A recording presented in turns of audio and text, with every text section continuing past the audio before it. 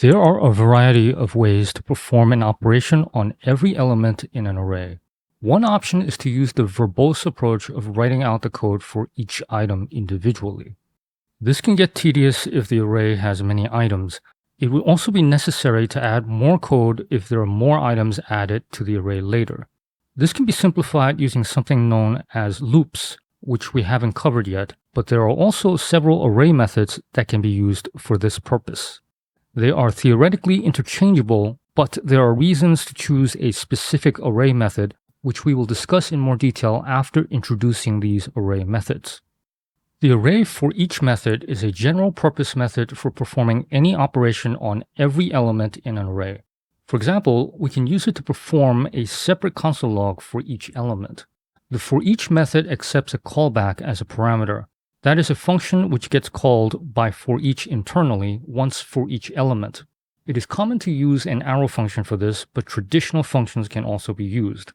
The arrow function is a bit more concise and is also much more common, so I will use that version for all subsequent callback functions in this video. Using forEach produces the same output as writing a separate console log for each element, but the forEach code won't need any changes at all if the length of the array changes. If I add more letters to this array and don't change anything in the forEach code, it still works properly. This automatic adjustment would not be possible using the more verbose approach of writing a separate console log for every item. The forEach also automatically adjusts if I remove items from the array.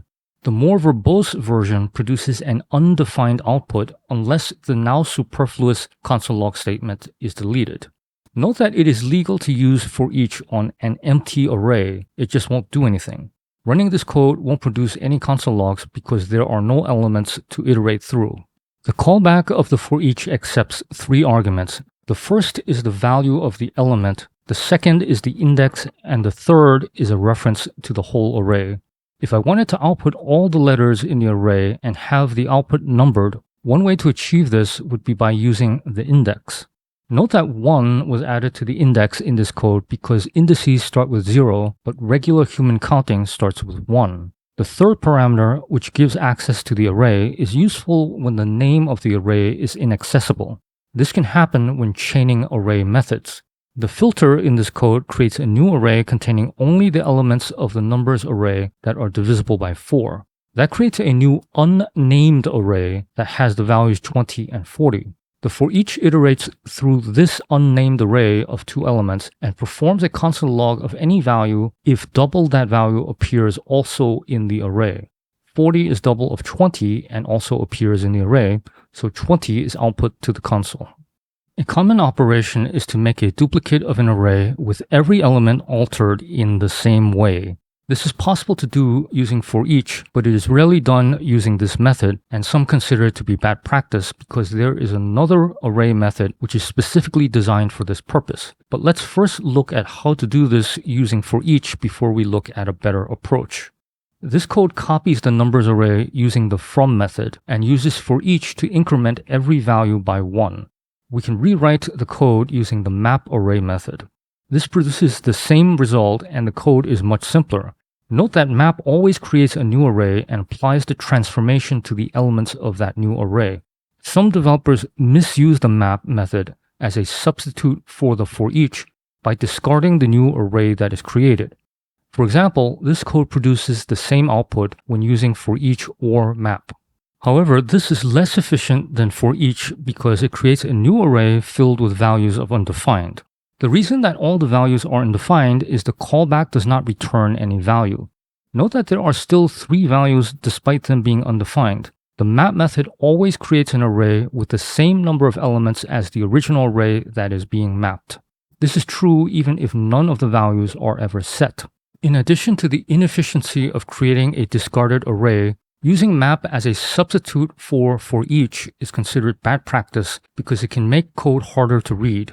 The map has the specific purpose of creating another array. If you discard this new array, the reader must carefully reread to ensure that this isn't a bug. The callback for the map method also accepts the same 3 arguments as the forEach. This example shows accessing the index from inside the callback of an array map. This is a more complex example which uses all 3 parameters. The filter creates a new unnamed array containing the numbers that are less than 50. These numbers are then mapped to create an array of objects. Note the extra parentheses around the braces in the maps arrow function. This is necessary to indicate that the braces are for returning an object instead of defining a code block. The index and the number properties are just the values that are received by the callback as arguments. The hasMultiple property is computed by determining if the array contains any number that is multiple of the current number without being equal to the current number. Every number is a multiple of 10, which is why it has a value of true. 40 is a multiple of 20, so 20 also gets a value of true for hasMultiple. Neither 30 nor 40 have multiples present in the array, so they get false values. There are times when you might want to summarize the entire contents of an array with a single value. For example, you might want to get the total or average of all the numbers in the array. This can be done both with forEach and map, but neither should be used because there is another array method called reduce, which is designed specifically for this purpose. Before we look at how to use reduce, let's look at how it would work if you wanted to use forEach. Using forEach in this way isn't terrible, and some developers prefer this approach. However, it is also possible to use map in the same way, and that would be bad for the same reasons mentioned earlier about why map shouldn't be used as a substitute for the forEach method. This code illustrates using the reduce method to compute the total. The reduce method can take two arguments. The first one is a callback, and that is always required. The second argument is optional and is used to specify an initial value. The callback has two parameters. The first is known as an accumulator, and the second is the current value of the array element. During the first iteration in this code, the accumulator gets the initial value. That means the total gets a value of 0. The callback computes 0 plus the first value in the array, which is 10, and returns the result of 10. After the first iteration, the accumulator holds the returned value of the prior execution of the callback. That means total has a value of 10 during the second iteration, and number has a value of 20. The sum of 10 and 20 is computed and returned, which makes the accumulator value have a value of 30 on the next iteration. 30 plus 30 is returned on the next execution, followed by 60 plus 40, and finally 100 plus 50. The final value of the accumulator is also the value that the reduce returns, so the value of sum is 150. Unlike forEach and map, reduce does not always begin iteration with the first element. It will do so only if an initial value is given. Otherwise, it begins iteration using the second value.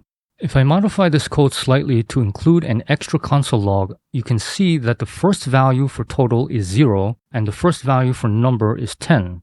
If I remove the initial value argument, the first value for total is 10 and the first value for number is 20. Despite this difference, the final total is still the same. In this situation, providing an initial value is optional, but there are situations in which the initial value must be provided to get the correct result. This code reduces an array of objects to produce the total of the num values. It produces the correct total when an initial value of 0 is provided, but it doesn't work at all if that value is omitted. As I mentioned earlier, the first element of the array is the initial accumulator value if no initial value is provided. We can see this in the first output of the console log. When computing the return value of total plus number.num, the initial value of total is an object containing 10 and not the number 10 itself. So the value it tries to return is the sum of an object and a number. The result is object 20. What happens is an object can't be added to a number. It is possible to concatenate a string representation of an object with a string representation of a number, and that is what happens. But the default string representation of an object is the string object that you see. All subsequent iterations are string concatenations, which is why we get all the numbers together as a single string instead of a numeric total. There is another situation in which the initial value is required.